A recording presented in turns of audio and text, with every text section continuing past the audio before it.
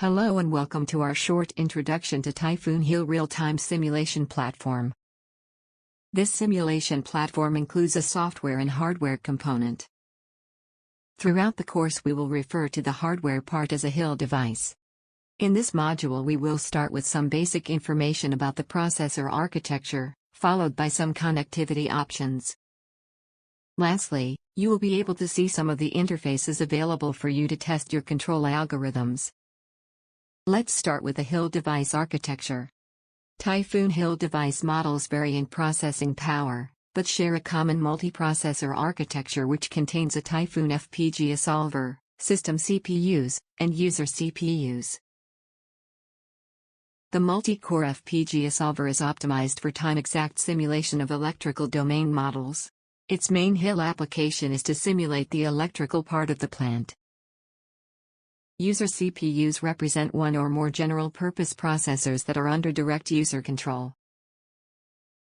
It is used for simulating non-electrical domain parts of the plant model, mechanical, thermal, signal processing, among others. It can also be used for developing plant controller algorithms. This means that in addition to assisting the FPGA solver in simulating the full plant, the user CPU can be used for rapid control prototyping. System CPUs represent one or more processors that are indirectly controlled by the user. They are typically used to simulate low dynamics phenomena of certain electrical domain components or to handle communication protocol stacks. This was just a brief introduction into the processor architecture. We will revisit it in more detail throughout the course after we get a better understanding of the challenges of model-based design for real-time simulation. Right now, let's have a look at HIL device from the outside and learn about its connectivity options. The front side of the device contains an I/O pinout for analog and digital signals as well as an on-off button. The number of I/Os available depends on the device that you are using. The device that we are demonstrating today is from the HIL 6 series. HIL 604. This device contains 64 analog outputs and 32 analog inputs. It also has 64 digital inputs and 64 digital outputs available. Analog inputs and outputs have a resolution of 16 bits with a voltage range of ±10 volts. Digital inputs and outputs are standard 5-volt CMOS logic I/O, fully protected up to 24 volts. For more information on hardware connections, check out the link to the HIL 6th series hardware user guide. Now that we've finished with the front side of the HIL device, let's move to the back side. The ports contained here can reorganize in 3 groups: communication ports, high-speed serial link, and an AC power supply. The communication ports group contains a RS-232 port which is intended to be used for serial communication. Additionally, there are 2 CAN ports for CAN communication, a PPS and iRig-B port for time synchronization, with GPS and other telemetry devices, 2 Ethernet ports for different communication protocols, and 1 USB port for connecting the HIL device to a PC, the Typhoon HIL Control Center software. That communication is enabled via high-speed PCIe 5 GHz serial link. It is important that you set the device ID to be different for each device when using parallel devices.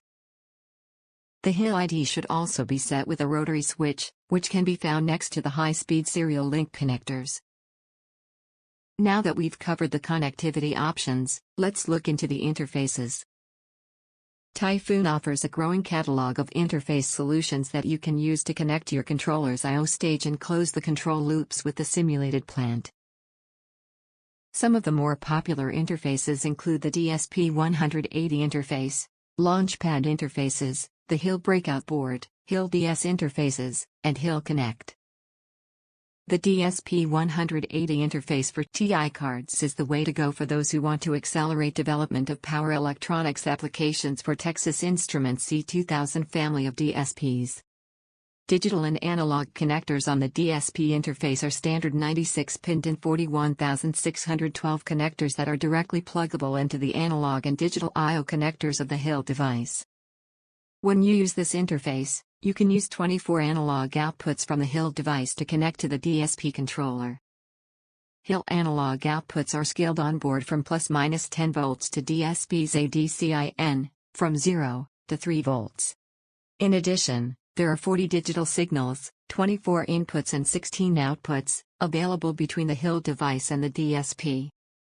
Texas Instruments DSP cards can be connected to the DSP interface by plugging them in directly to the DIMM connector. The DSP interface card has the built-in circuitry required for the USB communication and power supply for the DSP. The next interface is the HIL Launchpad, which contains the DSP card and all other supporting circuitry for communications and power supply, including DSP IOS available on the standard 100mm headers. This means that the Typhoon Launchpad interface enables easy plug-and-play connection of the Launchpad board to Typhoon real-time simulators.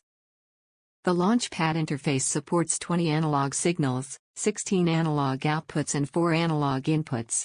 Some of the HIL Launchpad boards from C2000 and Hercules series supported by the Launchpad interface are shown here, including the F283790 controller, which is one of the most popular among TI users. The HIL breakout board is a passive interface. It consists of spring cage terminal blocks with HIL I/O lines routed for easy and quick wire connection. It gives you full interfacing flexibility if you have a custom controller board and require additional I/O connections. The HIL DS interface allows you to easily connect DSpace hardware RCP devices to Typhoon HIL simulator. There are two types of interfaces: HIL DS interface type A and HIL DS interface type B. The HIL DS interface type A provides a pin-to-pin compatible interface between all Typhoon HIL emulators. 4 series and 6 series and DSpace's microlab box, front panel variant. The HIL DS interface type B is a top panel variant interface which works with both DSpace's microlab box and DS1103 controllers as well. Last but certainly not least is the HIL Connect interface. HIL Connects enable realistic emulation of current voltage transducers and conditions controller I/O signals that are outside of HIL device range. It can emulate LEM sensors, current transformers, voltage sensors, relays, temperature sensors, and other low-power sensors. Also, it does input-output impedance matching. You can find out more detailed information about HIL Connect interfaces in the video below. Now that we've explained the different interfaces, what might a simple HIL setup look like? Let's look at one now. As you can see, we have a Launchpad interface and one Launch XL F283790 controller. The interface is connected with a HIL 604 device through DIN connectors. The USB cable you see is intended to be used for communication between the controller and your PC. So now you have an idea of what a simple HIL hardware setup looks like. In the next videos, you will get to know the Typhoon HIL software and learn to build models and get them running, so see you in the next video. Thank you for watching.